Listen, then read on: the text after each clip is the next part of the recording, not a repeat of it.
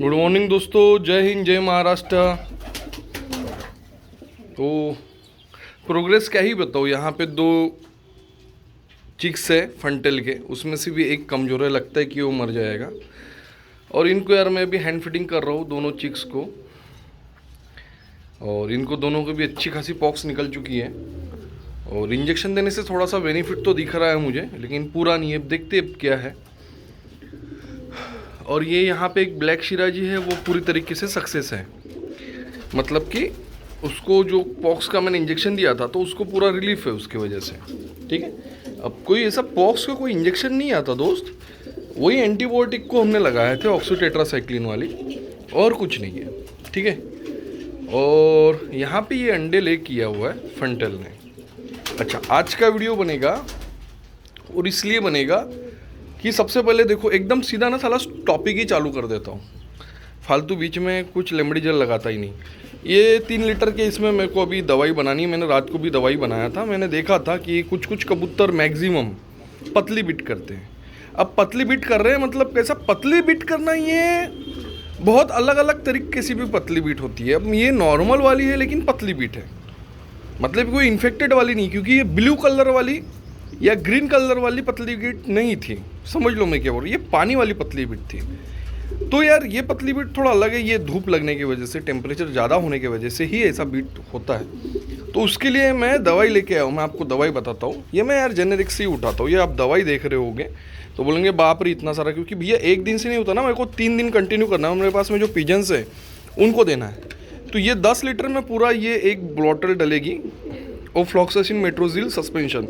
आप प्लेन मेट्रोनाजोल भी यूज़ कर सकते हो, ऐसा कुछ नहीं है ओफ्लॉक्सासिन ही होना, प्लेन मेट्रोनाजोल भी यूज़ कर सकते हो। और ये दवा देने के बाद में पतली बीट तो ख़त्म हो जाती है, लेकिन इसका साइड इफ़ेक्ट ये होता है, मैं वो भी बता रहा हूँ आपको। अब हमारा चैनल दोस्तों एडवांस लेवल पे आ चुका है, आपको भी ये बात पता ही है। भूख मरती है कबूतर की, इसलिए ये देने के बाद में लीवर टॉनिक चलाना है। ये देने के बाद में शाम के टाइम में आपको लीवर टॉनिक चलाना है, कोई भी लीवर टॉनिक, आप ब्रूटॉन लो, लियो 52 लो, चलाना है, मतलब देना है पानी में 1 लीटर में 1 ml के हिसाब से 15 दिन कंटिन्यू देना है। मैं दूंगा, क्योंकि इससे भूख मर जाती है। पतली बीट तो पूरा कंट्रोल होता है। ये अक्खा बॉटल 10 लीटर में डालूंगा 30 ml, और एक ORS। ये ORS होता है रिहाइड्रेशन सॉल्ट है, ये देख लो आप। ये मैं अक्खा 2 पॉकेट डालूंगा। ठीक है, ये 5 लीटर में 1 पॉकेट डालना होता है, मैं अक्खा 2 पॉकेट डालूंगा 10 लीटर में। अभी पानी बनाऊंगा उसके अंदर डालूंगा। और एक चीज़ मैं आपको दिखाता हूँ जो थोड़ी सी एडवांस लेवल की है, जो लोगों ने देखे होंगे नहीं देखे होंगे, ये उनके लिए है। ये वाइबैक कंपनी का आता है स्पेशली, ये इंसानों की दवा होगी, ध्यान में रखो मैं क्या बोल रहा हूँ, ये इंसानों की दवा होगी। और स्पेशली ये जो आता है, ये आता है अपने बर्ड्स के लिए, ये आता है अपना एनिमल्स के लिए।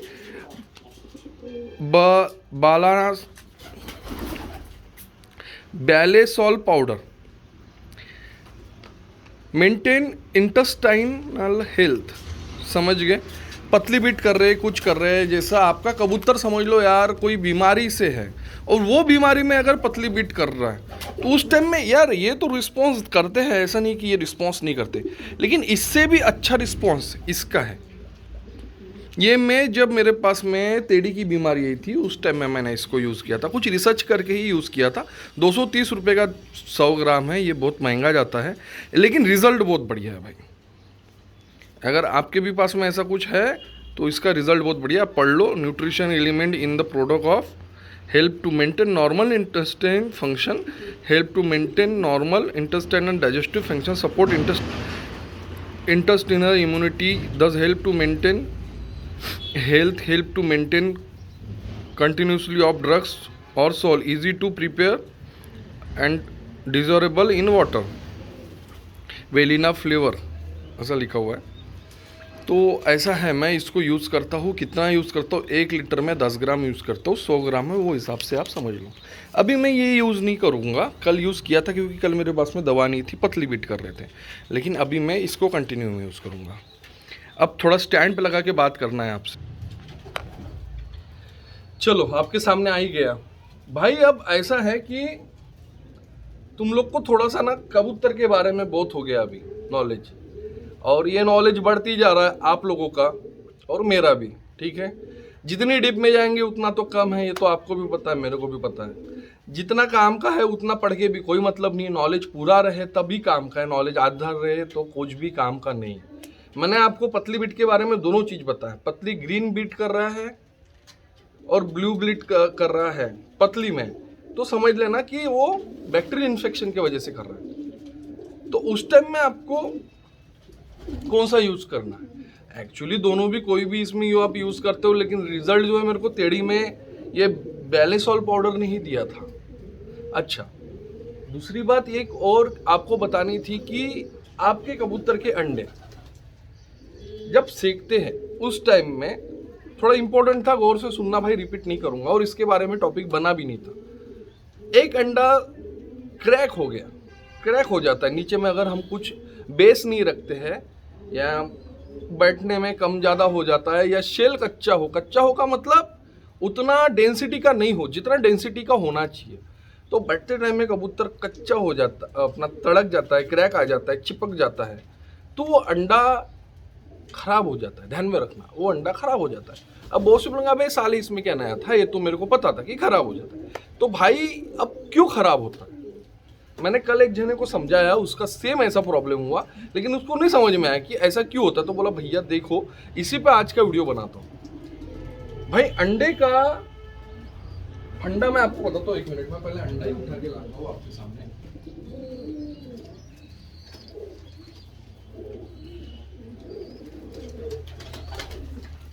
अभी जो देख रहे हैं ये कबूतर का अंडा है, ठीक है। और ये कबूतर के अंडे में ये आउटर शेल है जो कि कैल्शियम से बना होता है, ठीक है। फिर इसके अंदर में अभी मेरे को यहाँ से ही नस दिख रही है, मतलब इसमें जान बन रही है, समझ रहे हो? तो जान कैसे बन रही है इसके अंदर में? ये अंडा फर्टाइल है, इसके अंदर में जान बन रही है। ये अंडा रख के आता हूँ मैं, 1 मिनट।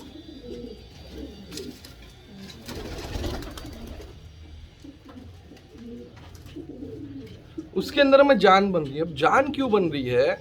उसको जो सही टेम्परेचर होना चाहिए, एक तो अंडा फर्टाइल है, दूसरा बात कि उसको जो टेम्परेचर मिलना चाहिए बैठ के, वो टेम्परेचर फीमेल मेल उसके ऊपर में बैठ के दे रही है। लेकिन इसमें सबसे अहम रोल आता है अंडे का ही। अंडे को अगर आप टेलीस्कोप से देखोगे तो उसके अंदर में बहुत बारीक छेद होते हैं, जिससे उसका अंडे के अंदर में जो ग्रोथ हो रहा है वो बच्चा ऑक्सीजन लेता है और उसी के बदौलत में उसकी ग्रोथ होती है। अब हमको अगर उसमें क्रैक दिख रहा है या टूटा दिख रहा है, लेकिन वहाँ से लिक्विड बाहर नहीं निकला है, फिर भी वो अंडा खराब हो जाएगा, क्योंकि वो क्रैक विजिएबल है। और जो क्रैक विजिएबल है उसमें से ग्रोथ होके बच्चा बाहर नहीं निकलेगा, क्योंकि उसमें ऑक्सीजन की मात्रा जितनी चाहिए उससे ज़्यादा मात्रा में जाएगा, समझ रहे हो? जिससे कि उसके अंदर का जो येलो और वाइट जो